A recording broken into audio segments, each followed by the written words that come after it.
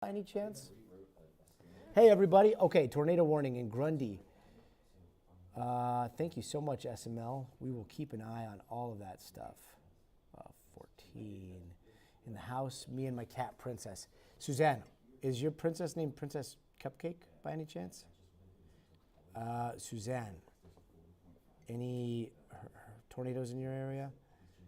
For Chicago, under a tornado warning? Is Chicago under a warning now too? I saw Peoria and all like that area, but. All right. So welcome to the stream, everybody. We are going to be getting into all of the good stuff today, starting with maybe peace in the Middle East. I don't know. We'll see. Should be good. Maybe things are winding down. You never know. The president is saying that he has called off attacks once again and that they have a framework of a deal. So we'll be talking about that. Suzanne, is it near you? Is it in your county? If so, I hope you are somewhere very safe. Tornadoes are one of the most terrifying, dangers out there. I'm not scared of hurricanes, but tornadoes terrify me. Let's see. I think we might still be banned from TikTok. Nope, we're back. We're back on TikTok. Something happened yesterday, and they booted us for just doing the news, and I don't know what happened, but looks like we're back. So let's see what happens. There it goes. There we go. Wisconsin for the tornado warning. So let's take a look at the tornado warnings that we've got. We've got Bill Cairns coming up in just a bit.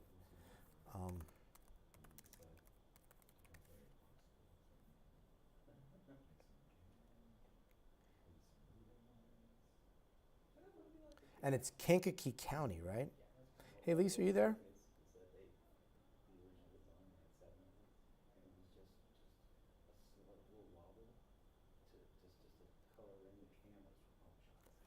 Lisa, are you there?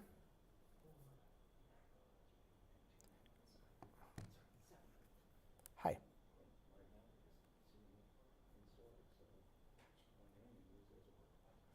No, she likes Legos. I need to get her some simpler ones because I was like, hey, let's build the ISS. Do you want to build Artemis with me? Didn't work. Yeah, that's a good idea. Hey, so real fast, Chicago. Some of Chicago is under level 4, right? Out of 5. And where's Shaq? Yeah. Is he under a tornado warning? Bye. See you tomorrow, guys. Okay. Okay. And he's live, right? Okay. Got it. Okay. Got it. And Bill Cairns, what's the word with him? There we go. Can you ask camera 4? What's his name again? Okay. Can you? Can we? Let's see. Okay. A9. Can we just make sure that reflects all of some of the major stuff right now? Because it does look like there's some alerts going out. Okay.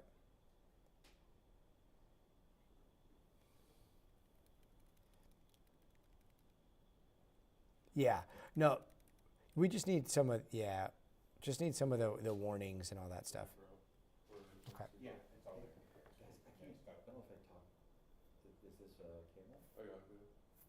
Okay. I want to see the whole desk. I'm setting new levels for. Okay. Got it. All right. That's Lisa, everybody. Let's see. Let's see if we can see Lisa. Nope, we can't. She's not in there. New York control room's not up. I don't see you. Okay, you better dial in, Lisa. All right, everybody. Sorry, so Lisa and I were just discussing what the plan is. So we've got a bunch of different stuff that we're talking about. We're talking about Iran, we're talking about the weather, we're talking about Ebola. We've got the SpaceX IPO coming up. We've got Red Bull. You know Red Bull? Apparently they have this basement competition that's kind of like a science fair. So it's like science fair, but extreme.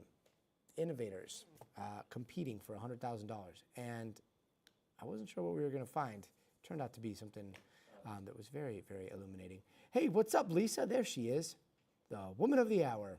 Hello, how are you? Great. Brad Smith, the man behind Miss Rachel. Brad's got little ones at home. Max Columbus, can we see the stream from the Ronin? We don't have the Ronin in here. Sorry. I love how specific they are. I know. Show us the Ronin, the control room. Max? Max and Jay Place get very specific. I love it. Yeah. And also, Hi on Twitch knows what's up. I'm not gonna lie, I'm a little nervous going into tonight because today has been one of those weird days where we think about 10 different things are gonna pop and then they just don't. And normally when that happens, it all lands in our hour. How's that for a tease? You know, it's really funny because a lot of times I do that. I say that out loud, Lisa, and then you get mad at I me do. for jinxing this. I do. So who's responsible for Me. the calamity that is going to befall Me. us today, huh? Me, 1,000% me. Oh my But normally God. I get like spidey senses with stuff. I predicted Ugh, the strikes don't say that. like 2 nights ago, did I not? I was Don't- like, I it's know. coming, Yeah, y'all. you did. You did. I remember. Look, here's the thing. I don't say that because, not to up your jinx. So there's this new report in California about how like the fault lines are under the crazy amount of the most stress that they've seen in like 1,000 years or something. P.S. We should do a story about that maybe next week, and see if we can get Dr. Jones or somebody to chat with us about how the big one is always out there, but it is a good reminder. But yeah, that would be a good piece. I'm such an East Coast girl that the first time I ever went out there, when I met you actually, it didn't even occur to me until you showed me how the joints in the buildings are like flexible because of earthquakes. Like, And it didn't even occur to me like, oh my God, they have earthquakes here. Like that could legit happen. And I've never been in one and I don't want to start right now. here's our comm, here's the newsroom, here's our bumpers for the earthquakes. Yeah. Oh man. Let's see. The other day I shared some backup infusion pump supplies with somebody who ran out of theirs. What? I don't know what that means. Max Columbus, even though I haven't been in a newsroom today has a weird feel to it. Max is triple jinxing us here. Campbell Corn, where are you right now in the Midwest? We had some reports. Suzanne was somewhere where they were seeing tornado warnings. Let's see.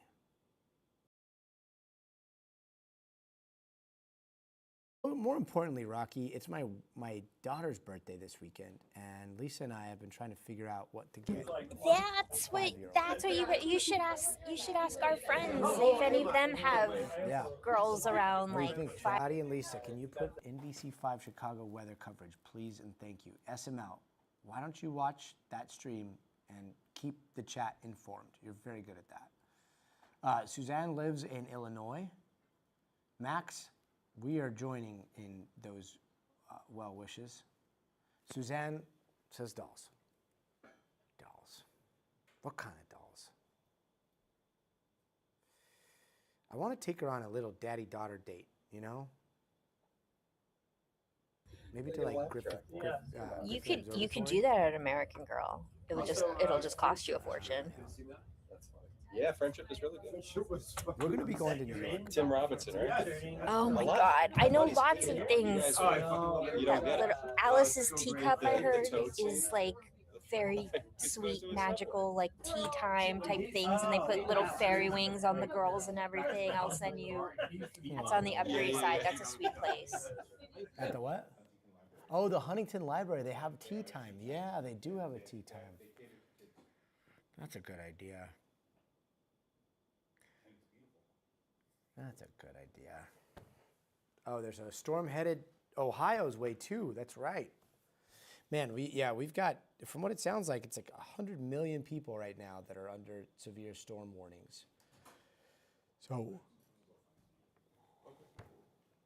we've got Bill Cairns that's going to be looking at all of that for us very soon.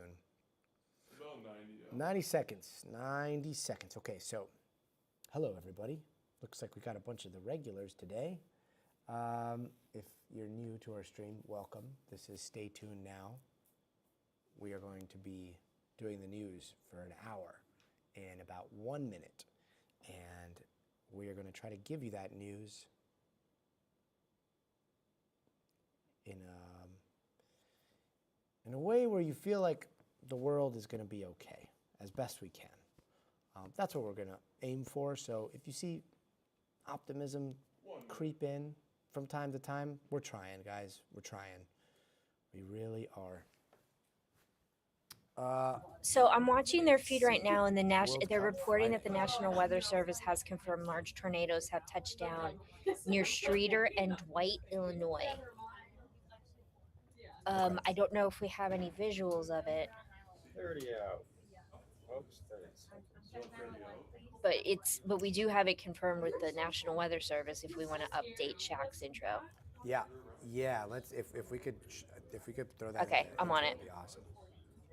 Okay, thanks. All right, 10 seconds, everybody. Have a good show. Have a good show. Thank you. Have a good show, Steve. All right, here we go. You guys ready?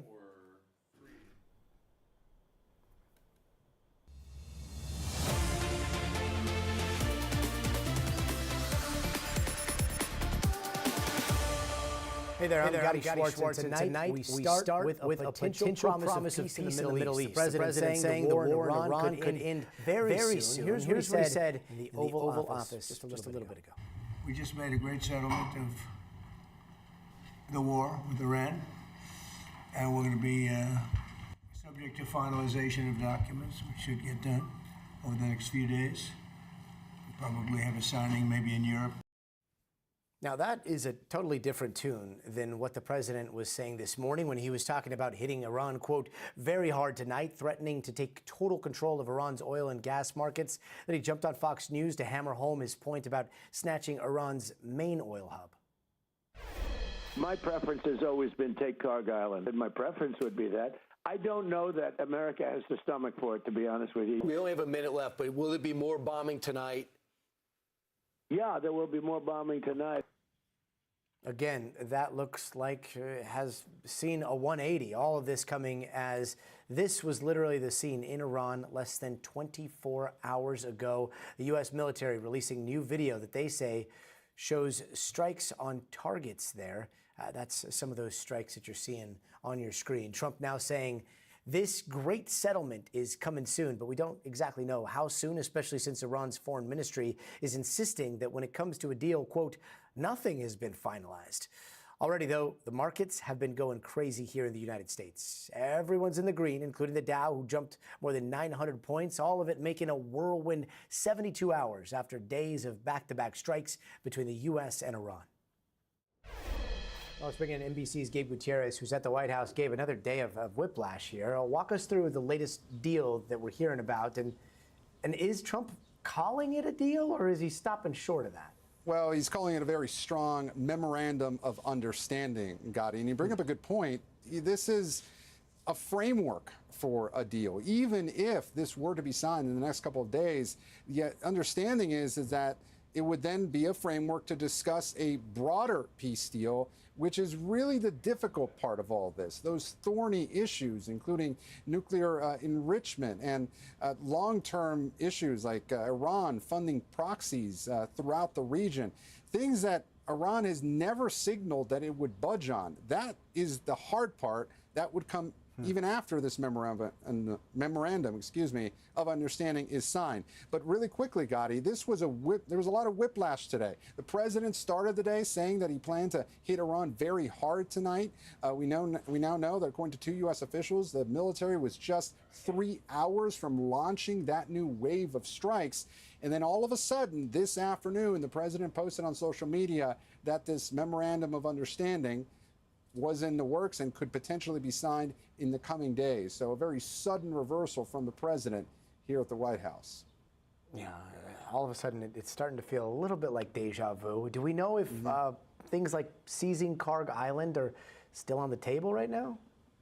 According to those 2 U.S. officials, Karg Island was not on the target list of the strikes that were planned for tonight. But it was the president himself who floated this earlier in the day, saying that he could potentially take Karg Island and also other oil infrastructure inside Iran. Now, that would have been a dramatic escalation in this conflict, Gotti, because in order to take Karg Island, as many critics on Capitol Hill said today, it would likely require American boots on the ground, and that is very concerning, not just to lawmakers, but a large part of the American public. And the president acknowledged it as much in an interview earlier today on Fox News, where he said that he didn't think that the American public would really be behind it, but it's something that he was interested in doing. Still, according to those 2 U.S. officials, it was not on the target list for those latest, planned strikes tonight, which are now not happening, Gotti. Interesting. The president also talked a little bit about a possible signing happening in Europe. Why there? Well, several reasons. He did mention that. He surprised a lot of people when he said it. He said Vice President J.D. Vance might be the one to attend that signing. A couple of things with Europe. Certainly a lot of attention in that part of the world about what's going on, but also the G7 summit is in France, just right off the shores of Lake Geneva next week. The president himself is supposed to go to Europe next week. However, this weekend on Sunday here at the White House is that UFC cage fight that has drawn so much attention. It's the president's birthday on Sunday, and so he is otherwise occupied. So presumably that's why he said that it could be the vice president to go and sign it this weekend, or there could be some signing ceremony perhaps next week when the president is in Europe. Frankly, at this point, we don't know. The timing is very fluid, but certainly the president raising a lot of eyebrows today when he said that signing of this memorandum of understanding could come as early as this weekend, potentially in Europe. Still no concrete details, though, so far, Gotti. If it is this weekend, it's definitely going to be a busy one. Gabe Gutierrez at the White House. Gabe, thank you. And for more on this, let's bring in Elise Labott, host of Cosmopolitics on Substack. Elise, great to see you. Can you give us a reality check here on whether this deal or a framework of a deal, as we heard Gabe describe it, is going to be finalized, or is this just more of what we've been hearing for over a month now? My understanding is there is a deal in theory. All the signs have technically signed off, except, Gotti, it also has to reach the supreme leader. It's really not clear. It kind of takes a few days in order, our understanding is, to get messages to him back and forth. He's in hiding. We haven't seen him since he was appointed after the late supreme leader, Ali Khamenei. His father was killed. And my sources are telling me there really is a deal, but there is a concern that it may not it may not last it getting to the supreme leader and back, because the president gets impatient. And you saw what happened last time. There was a deal in theory. My sources in Iran told me that, the deal was imminent. And then next thing you know, the president was impatient. He said he got some pushback internally from the Republican Party, and then he had to make it stronger. So the longer, there's not all systems go here, there's always a chance that the president, as, kind of unpredictable as he is and impatient as he is, could, hear some pushback, change his mind, want something else put in. And I think, until we hear right now, I hear every day there's a deal, it's coming. Until I know that the deal is announced in not just in theory and in principle, but in actuality and confirmed by all sides, I'm skeptical. Yeah, and Trump is saying that Iran might have agreed to not have a nuclear weapon. Like, I know that that's been somewhat of a stipulation since the beginning, but remind us how that's different than the JCPOA nuclear deal that was negotiated under Obama that the United States ended up walking away from back in 2018.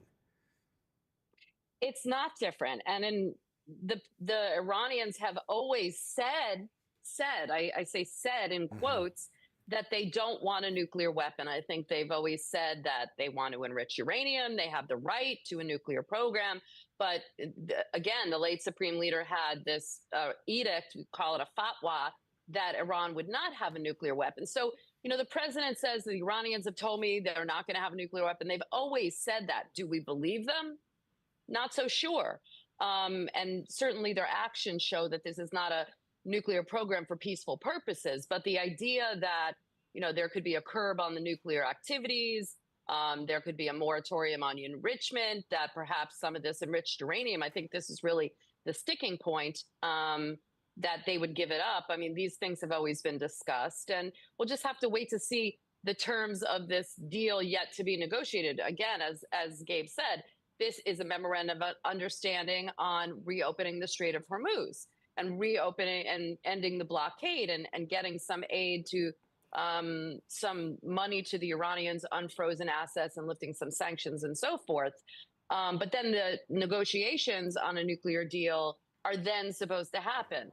And that's not going to happen in 60 days. I mean, you know, you saw it took about 18 months, and I was there and for many, many, many months in a hotel in Switzerland when they were negotiating the deal. It's not so easy as, you know, just snapping your fingers and having a deal. It can't happen in 60 minutes if you want a rigorous deal that deals with all the technical elements of the nuclear program.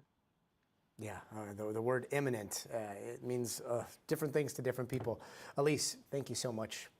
And some newly released dash cam video from the Pasadena Police Department captures a shocking moment. An officer was accidentally shot by a fellow cop while they were apparently messing around, pulling guns on each other. A warning, the video you're about to see is a bit graphic. Now, this happened in a police parking garage back in September. This is a police car video that you're seeing here. They pull up, you see the patrol car up, oh, then that guy draws his gun, just messing around, it looks like. Then the cop that's inside, yeah, you see that? The person inside apparently pulled a gun and accidentally fired a shot.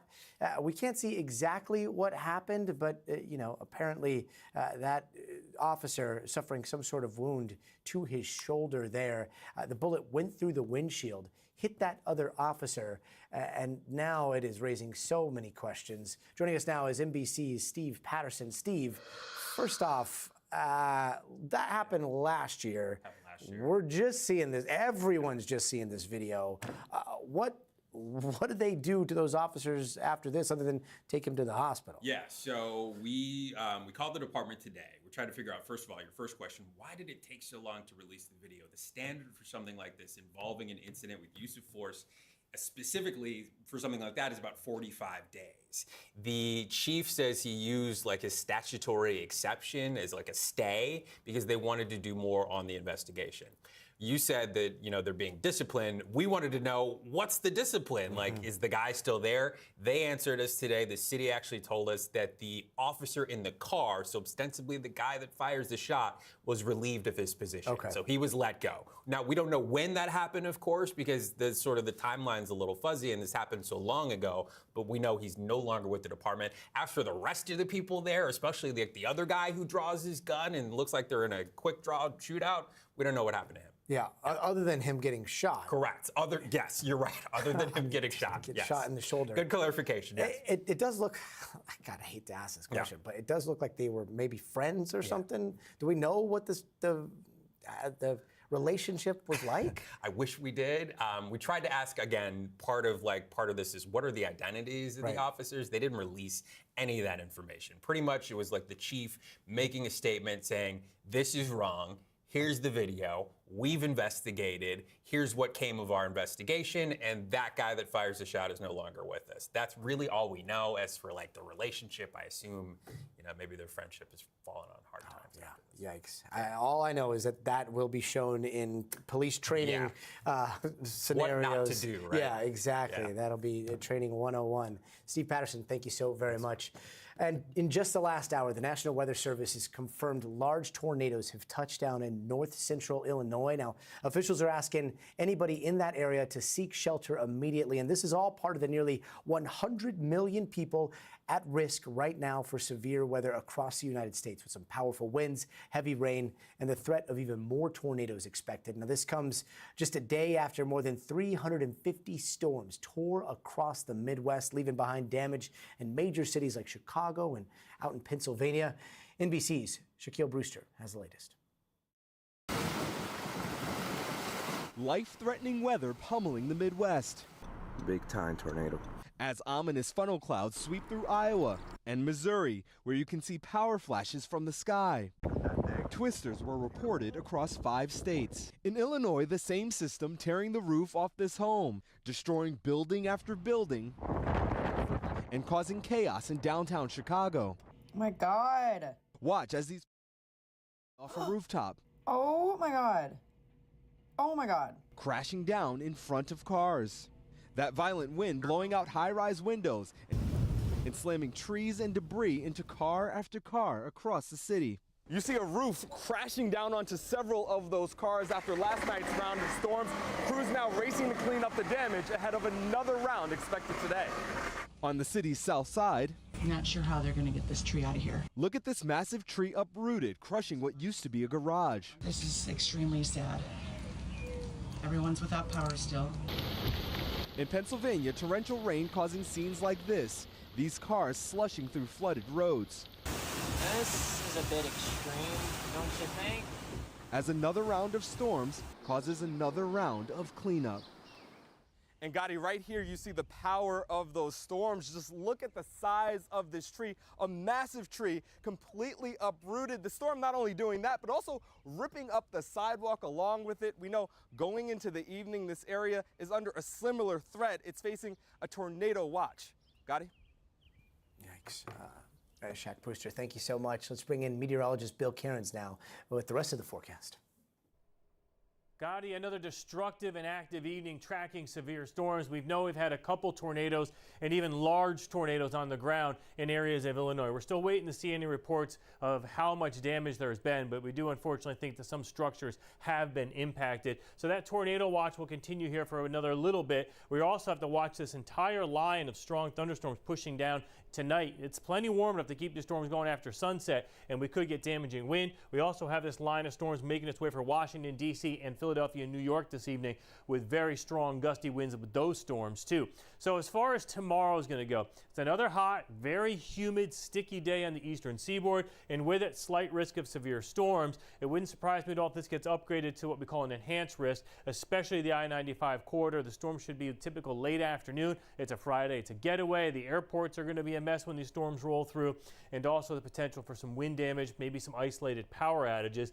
And it's not like it's going to stop. We're in a very active weather pattern. By the time we get to Saturday, we're going back, jumping into the middle of the country for isolated strong storms from Kansas City to St. Louis once again, isolated tornadoes, wind damage, hail. And then by Sunday, we take this entire mess back to the East Coast again, and this time there'll be a much cooler air mass behind it. Sunday is the last hot, humid day for the East Coast.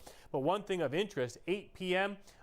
Sunday evening is the UFC fight on the lawn of the White House, and there is a slight chance of some strong storms rolling through. So that would make things quite interesting, to say the least. And as far as the heat goes, we do have some heat alerts that are in effect for tomorrow, up and down mostly the East Coast, a little section there around Mississippi. I know today at one point Washington, D.C. felt like 106. It was hotter in D.C. than it was in, say, Houston. And we're going to continue that trend. Look at Norfolk, up to 106. Even New York City will feel like 100 tomorrow. Areas of the South will actually be cooler than the Mid-Atlantic and southern New England. It doesn't happen that often.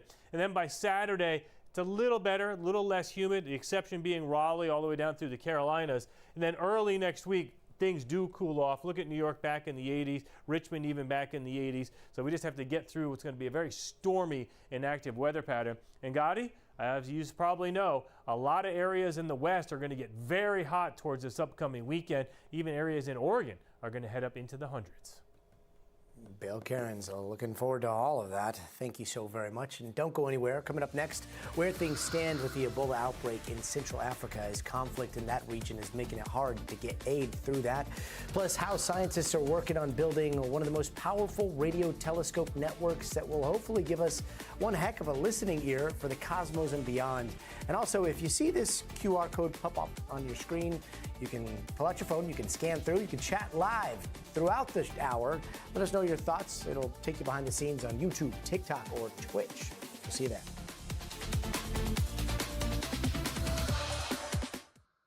All good. 2 minutes. All right. Hello, doctor. We have Dr. Anne Ramoyne, one of the leading minds on all things infectious disease. This is that, doctor. Very, very excited to see you. Hello. Yeah, go ahead. Okay, go for it. Put this on this side here.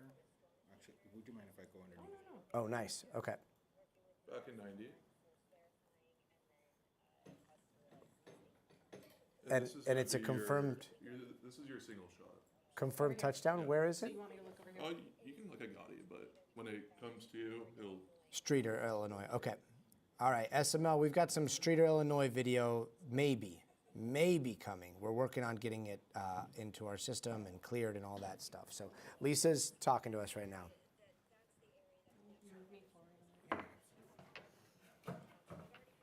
1 minute. Got it. Okay.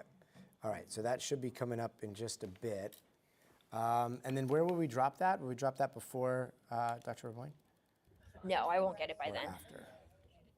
Okay. So we've got headlines coming right now. Then we do Ebola. But if you're able to do a little And push then up, maybe that or C block. I'll let you know. Okay. All right. What's our time back? You got 30 back. How are you? I'm good. How are you? Good. Good to see you. Good to see you. Great to see you. Yeah. Busy. I Oh know. my gosh. That's But one of the things you should talk about is the World Cup in infectious diseases. oh no. next Oh time. no. I didn't even think about that. Yeah. Oh my gosh. 10. Yikes. Wait. Okay. All right. Yes, next time for sure, because that's like so many questions. 5, 4, 3. Hey, welcome back. Here are some of the other headlines we are watching tonight. A deadly plane crash out in Ohio to tell you about. This small plane slammed into a house about 80 miles north of Columbus this morning. It killed the 76-year-old pilot. Now, officials say 2 people inside the home at the time are okay, and federal investigators are looking into the cause of the crash. Here in California, the body of a 5-year-old girl swept out to sea has been found.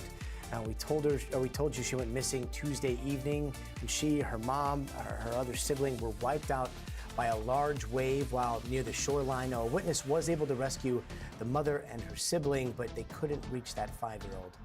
And Belfast streets are pretty quiet tonight after 2 straight days of rioting, which was sparked by a stabbing attack on Monday. Police have charged a Sudanese man with attempted murder. Since then, Belfast has seen a wave of anti-immigrant violence. And federal investigators are looking into a giant, it's hard to see here, but apparently that is a giant 8647 that is etched into the lawn of the National Mall. Now, 86 is largely recognized as slang, meaning to get rid of or to nix. The investigation comes after former FBI Director James Comey faces a number of charges for posting a picture of 8647 written in seashells. And a historic payday for 3-time Super Bowl champion and Kansas City Chiefs quarterback Patrick Mahomes as he becomes the first NFL player ever to sign a contract worth more than $500 million. The new deal will keep Mahomes a Chief until 2033. And tonight, health officials are racing to contain a growing Ebola outbreak in Central Africa after the virus spread undetected for weeks in a region that is already struggling with so much, with conflict, with instability in the Democratic Republic of Congo. Fighting between the Rwanda-backed M23 rebel group and Congolese government forces has fueled a worsening humanitarian crisis, displacing millions of people and making it difficult for aid workers to reach vulnerable communities. Cases continue to climb, health officials confirming more than 650 infections and at least 129 deaths across the DRC and Uganda. You might remember the Trump administration moved to dissolve USAID in the country, despite it having long been one of the agency's largest aid recipients. Now the World Health Organization is mobilizing a $518 million 6-month emergency response plan to try to contain that virus. Joining us now is Dr. Anne Ramoin. She is a professor of epidemiology at UCLA's Fielding School of Public Health. Doctor, thanks so much for being with us here. Can you talk to us a little bit about how this crisis compounds the situation that we're seeing? Well, I mean, this is a complicated situation in DRC. If you're just taking an Ebola outbreak, or you're just taking the situation where we have a lot of conflict there, or you're taking the situation that we have USAID having pulled out and having a real decrease in infrastructure, public health infrastructure in general. So, nothing's happening in a vacuum. So you have hospitals that don't have the same kind of staffing, they don't have the same kind of supplies that they had previously. You have lack of supplies to get into the Ebola outbreak, be able to do this, and then you have a virus that you don't have good diagnostics. So it's a very complex situation. All of it together makes this very hard to contain. When we're talking about how contagious Ebola is, and when you're imagining just millions of displaced people sharing spaces, what does that look like?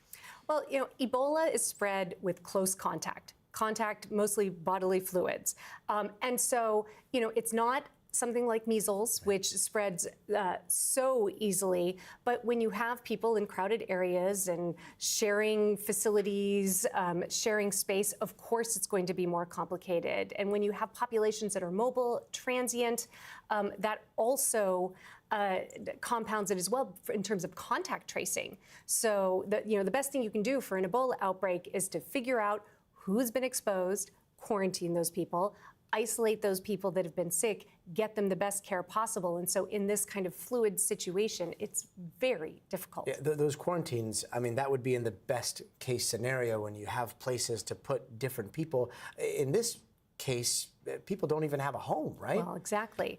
Exactly. So what do they do with quarantine centers? Well, what they do is that they set up these kind of makeshift quarantine centers that are the best thing that they can possibly have. And there are people who are very well trained in doing this kind of work. These outbreaks have occurred in DRC and Uganda, the neighboring country, where there have been a few cases before.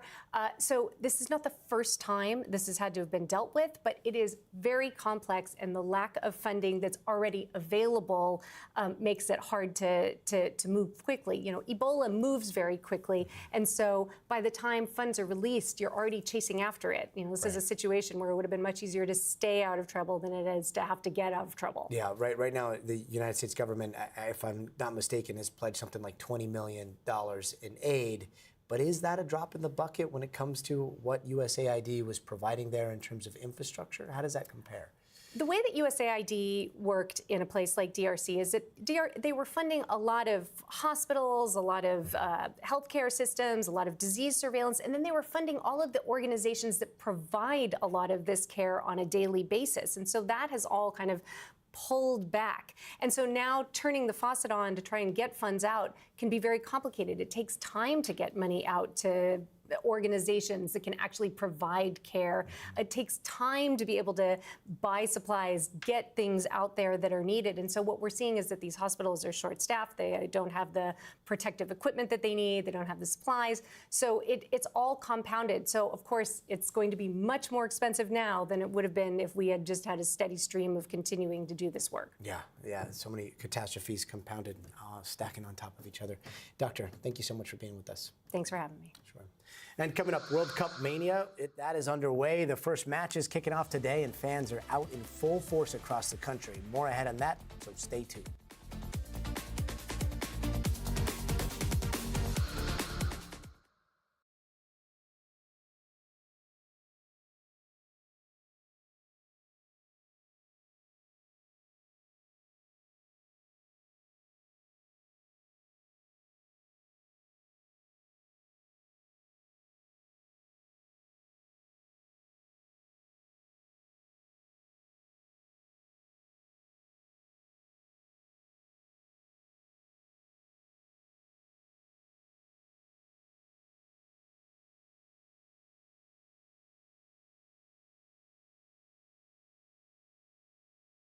get the tornado stuff cleared? We didn't do a picture this Oh, time. yeah. Take a quick one. You're the best. Take Keep your care. lovely wife, Will my do. love. Thanks. Thank you. 90 back. All right. Sorry. Okay, let's see. I need your help. Look at my above messages. Hold on. Let's see here. Insurance, bad face actors, hotels, meals, lost wages. Hold on. Wow. So Jay you were evacuated during the chemical leak? Interesting. Hold on, let me read in here. Can you send me a DM on X? Send me a DM on X. Jay, sorry about that, man. That's horrible. Yeesh.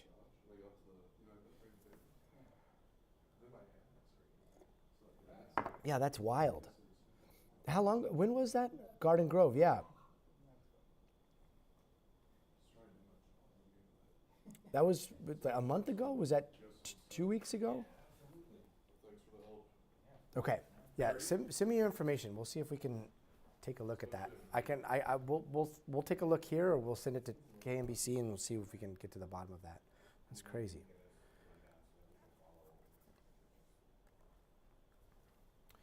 All right. Here we go. What's our time back? 10 seconds. Okay. Here we go.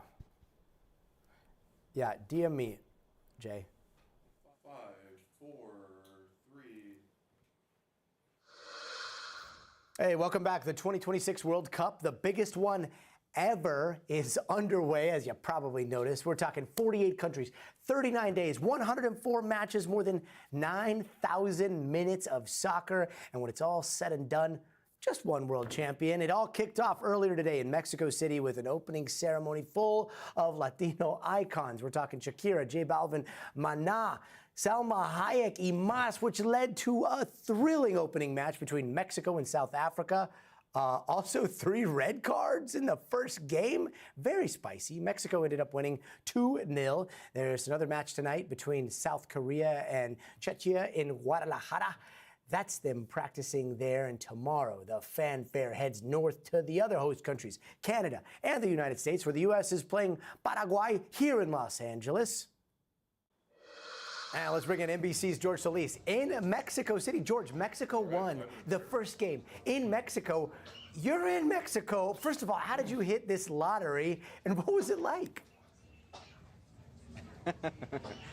Someone likes me. That's the first answer to that question. As far as this game, it was electric right from the word go. I mean, think about it. 2-0, yet 3 red cards, fireworks both literally and figuratively here with the opening ceremony. Shakira, Burner Boy.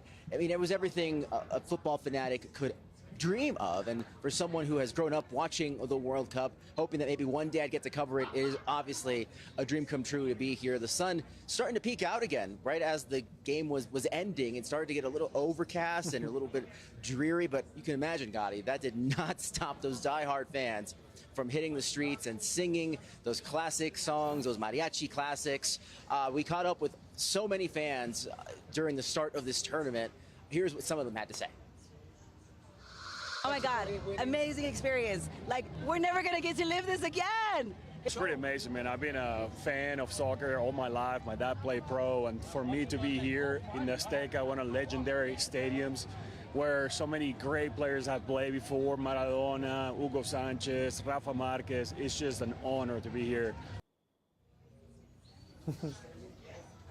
Yeah, history was certainly made here with now Mexico City Stadium hosting its 3rd World Cup. So it was so much fun. And Gotti, of course, I have been absorbing every second of the color and the culture here. I'm half Mexican, so you better believe I got into some lucha libre, I got into some mariachi. It has just been a blast covering this here. Sad that you can't redo an opening game, right? It's over now, and now you have to look ahead to this tournament. But still, so many great memories being here covering the start of this 2026 FIFA World Cup. Like that woman said, we're never going to be here again. This is it. Incredible. Did you see opening ceremony? Like, what's been your favorite part so far? Yeah, the opening ceremony, I mean, that was basically a Super Bowl halftime show, right? I mean, Shakira, Burna Boy, J Balvin was there, the crowds, the fireworks, the music. I mean, it's hard not to get pumped up.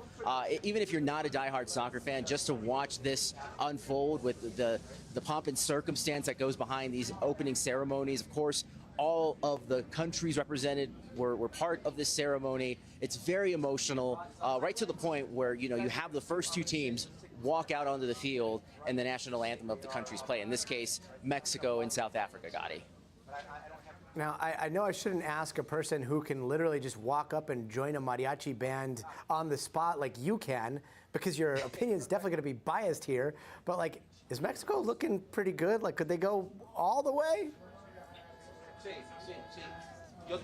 Well, that is certainly the hope and the expectation. The team looks really, really good. They had a great performance this go-around, but obviously we're looking to classics, right? We're looking to Team USA to see how far they can make it during this tournament. The favorites, Argentina.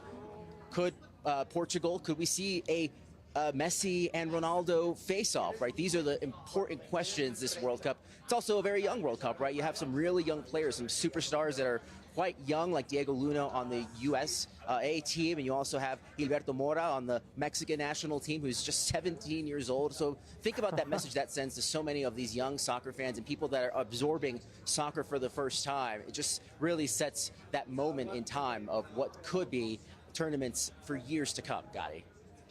And George, I know things went very well there. Everybody is celebrating, but there were some times on the field there where things were getting pretty heated, right? And outside, soccer is one of these things that we hope brings all of us together. What's it like talking to fans? Does it seem like, win, lose, or draw, like everybody's having a good time?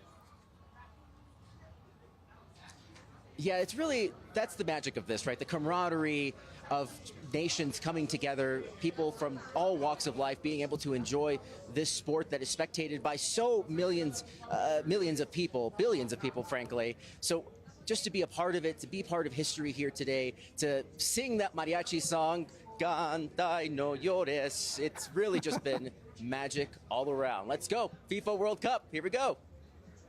There we go. We've got Mexicans getting their win, New Yorkers getting their win. George Solis, thank you so very much. And for those who were not able to snag tickets to a match, you could still participate in all the fanfare at one of our FIFA's 13 fan festivals, because as you know, these games mean nothing without the fans. NBC's Jesse Kirsch introduces us to some diehard fans and their traditions. There's nothing quite like the FIFA World Cup, and one of the biggest reasons why? Soccer's diehard fans. They're known as supporters, and they can be as fun to watch as the match itself. You really do see the supporters as being potential game changers. 100%, absolutely. You're trying to give off the same level of passion that you want the players to give, and you want your opponents to feel intimidated. But make no mistake, trying to impact the game is serious work. Just ask Ryan Shira, maestro for the American Outlaws, a major U.S. supporters group that you'll see marching, drumming, and chanting all over the world.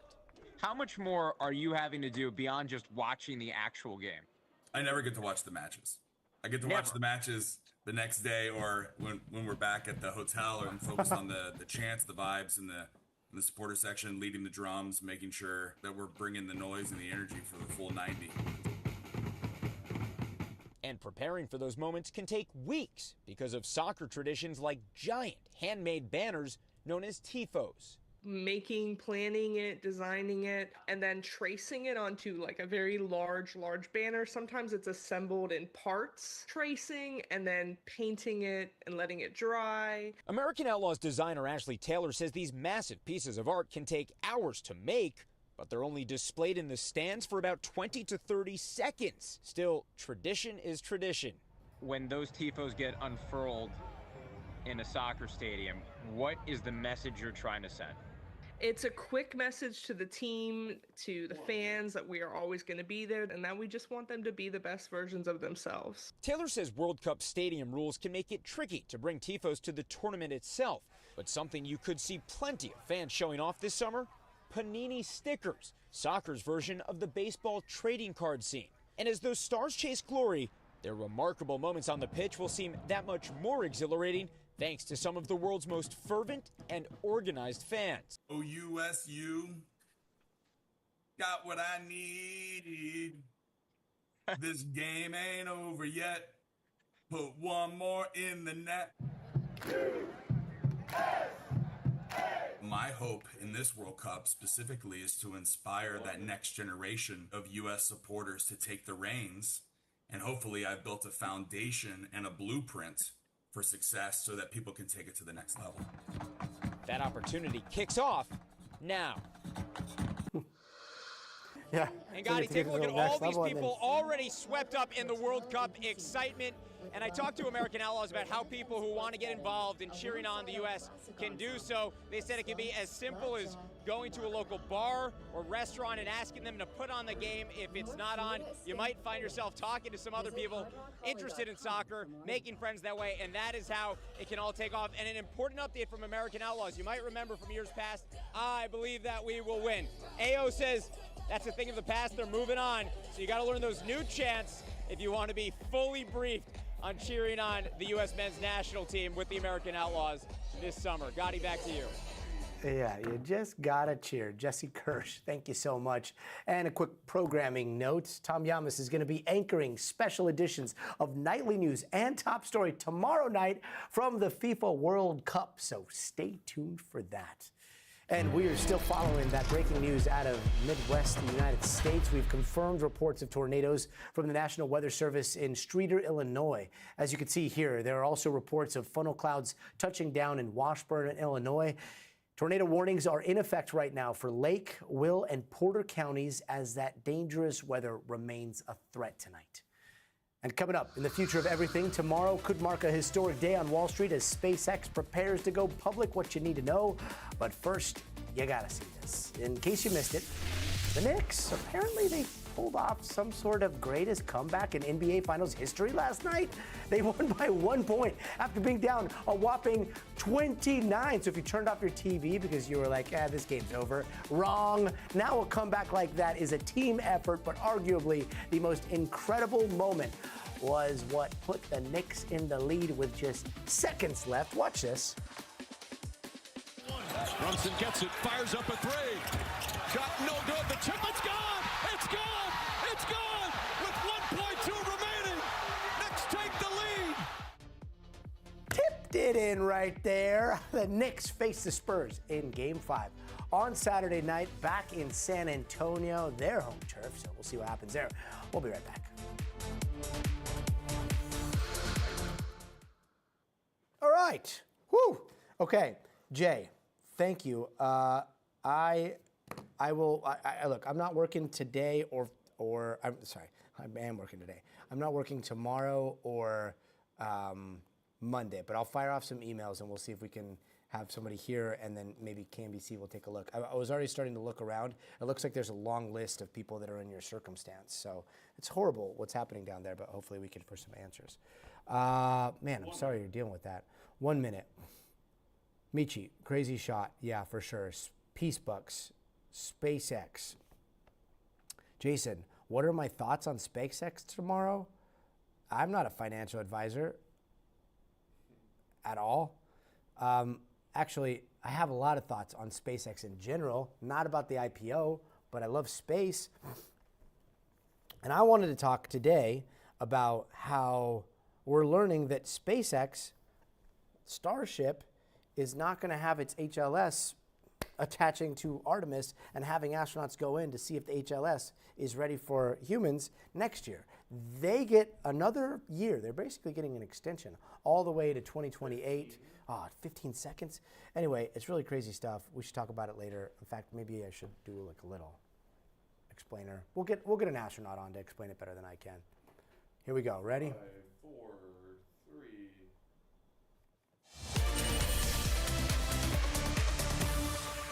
Welcome back. Tomorrow, an absolutely historic day on Wall Street as SpaceX is set to go public in the largest IPO in history. NBC's business and economy reporter Ali Canal has more on what this could mean.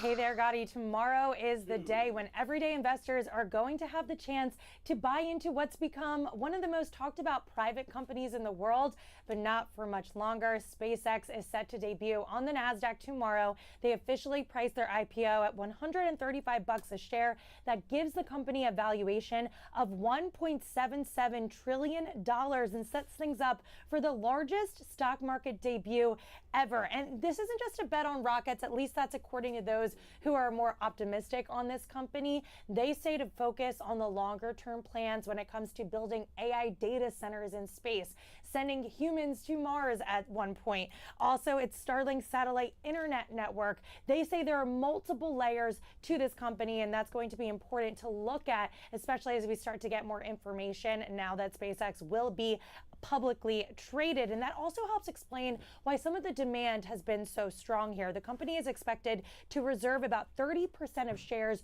for retail investors, and that's not normal. Normally, an IPO will reserve about 10% of its allocation for those retail investors. But there's also a big debate when it comes to whether or not you should buy into this. I did speak with a private investor of SpaceX. They are very pro all of the opportunities, but they did say you have to buy into that AI story. And then there are other analysts on Wall Street that think this company is just way overvalued, and that's because of their financials. Last year, SpaceX only generated around $19 billion in revenue, and they were unprofitable. So Morningstar, for example, has a valuation pegged closer to $780 billion. That's less than half of its IPO valuation, and it's because of those fundamentals, the financials of the business. So supporters say you have to be okay buying into the future, buying into the potential, while critics say, you may be overpaying for that. It's also interesting because you might not have to be an active SpaceX buyer. You could actually get a piece of this company through passive investing funds, because the rules have changed for a lot of those exchanges, and now it's a lot easier for publicly traded companies to get added to indexes like the S&P 500 and the NASDAQ 100. There's some debate there too whether that should happen at this speed, considering how volatile these stocks tend to trade when they first hit the public markets here. So tomorrow's debut, a lot riding on it. It also sets up a slew of other IPOs this year. OpenAI, the parent company of ChatGPT, along with Anthropic, the maker of the Claude chatbot. Both of those companies set to go public later this year too. And again, it's all about that AI demand. Gotti? I guess the sky might be the limit. And NBC's Ali Canal, thank you so very much. And remember Jodie Foster in Contact playing that astronomer searching the cosmos for a mysterious radio signal?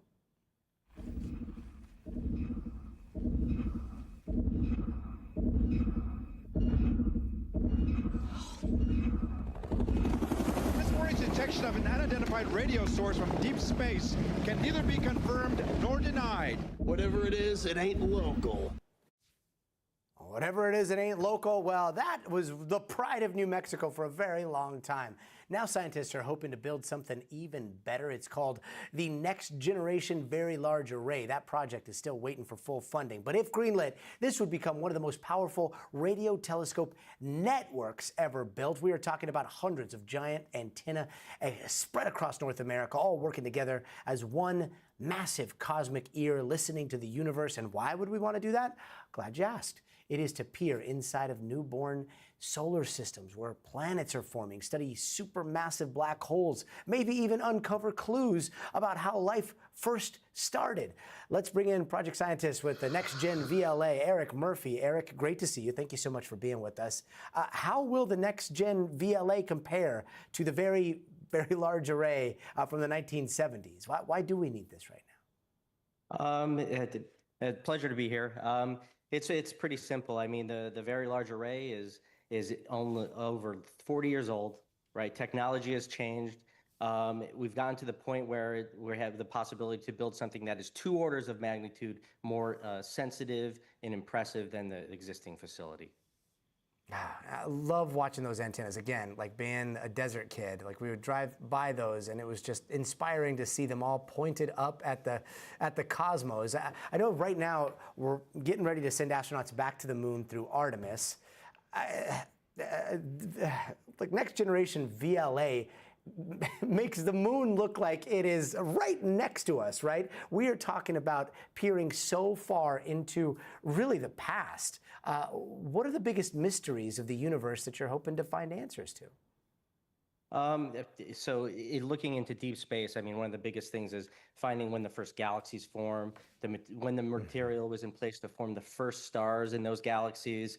But it really, the telescope, you know, the research areas it extends to is far beyond that. I mean, you already mentioned probably what the killer app is, and that is peering into solar systems like our own and having enough sensitivity and resolution to distinguish, you know, an Earth-like rocky planet going around the central star in these complex systems. It's pretty impressive. I mean, it's incredible. I want to ask you a difficult question. Look, we live in a time where Disclosure Day is about to happen. Steven Spielberg's been hyping that up. We've got the military releasing videos. What you have done, a very large array, listening out into the cosmos. A lot of people just want to know, are we alone in the universe? And yet, a lot of this comes down to funding. There needs to be a lot of funding for all of the science that is looking outwards. And yet, when it comes to who gets what money, are you at all worried that if your science is not necessarily geared towards looking to extraterrestrial life, like you might not get the funding that you need? That is a good question. I mean, it is true that like basic science funding over the past few years has been sort of under attack. But in fact, though, we have actually done pretty well. I don't think the SETI angle is necessarily exactly what one needs to do to secure funding. I mean, what you're showing right there, which is gravitational effects of supermassive black holes, I think that's very exciting. The detection of gravitational radiation from cataclysmic explosions is also something that really drives people interest. Black holes are incredibly interesting and really test the extremes of what we know about physics. So there are all sorts of different avenues in which studying the cosmos is exciting to, you know, larger groups of people. I mean, it is true, when I talk to my mother, I mean, she's most interested in life and planets. Quite simple. I mean, all the other stuff, the stuff that I've went and spent all those years getting a PhD doing, she's like, bleh. Yeah, black holes boring. Anybody that says black holes are boring, like you and I team up and we'll do a cage match against them. Eric Murphy, thank you so very much for reminding us the stakes of all of this. And thanks again for stopping by. Thanks. And right now, sure, freshly minted college grads are on the hunt for their first job, but some of them say they are not only having to compete with each other, but this year they are also going out into the workforce and competing with AI. NBC's Kate Snow has more. Trying to find a job in this job market as a new grad sucks. A lot of young job seekers blaming artificial intelligence for not getting entry-level roles. Gen Z's view of AI growing less hopeful and more angry.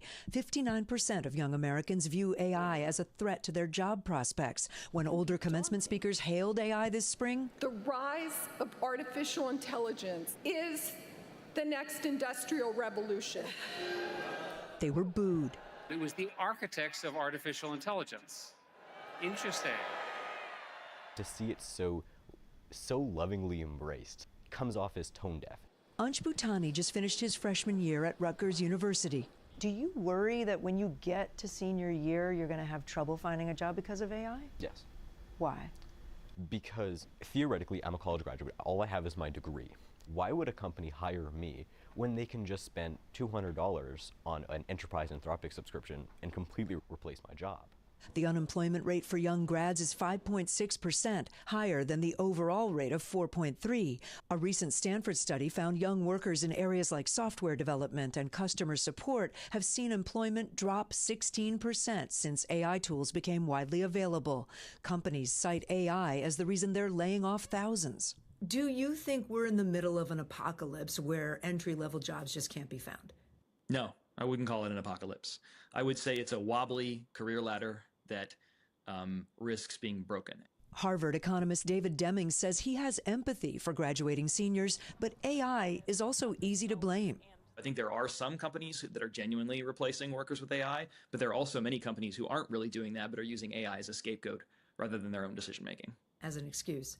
Yes. And there are other factors taking jobs away. Companies may still be correcting for overhiring after the pandemic, and employers shifting to more remote workers might be hesitant to hire younger people who need training and mentoring. OpenAI CEO Sam Altman said last week he actually expected more job losses. I think that the impact on jobs has been less than many people in our field expected.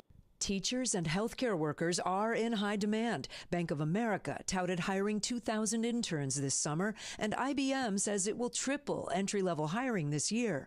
Gen Z uses artificial intelligence more than any other generation, and Deming says that's an advantage. Every past technological revolution has benefited in the long run young, talented, ambitious, educated people. He encourages his students to get creative. It might be a time to maybe bet on yourself, take a little risk, do something that is interesting to you but feels less secure. Ansh Patani is majoring in business analytics with a minor in physics, but he wants to be a freelance writer. Are you concerned about your own future of getting a job in writing? No, Why not? because I'm a better writer than AI. That is the kind of confidence we need to deal with the future. Kate Snow, thank you so very much. And Steven Spielberg's UFO film Disclosure Day, that hits theaters tomorrow. And since this is a topic that you know that I love, I took a deeper dive into the real theories behind that movie. And here's a look at those parallels. And cut. That was great. For more than 50 years, Steven Spielberg has captivated audiences with his signature brand of movie magic. Creating films that have changed the landscape of Hollywood forever. We're gonna need a bigger boat. And pushing the bounds of what we thought was possible.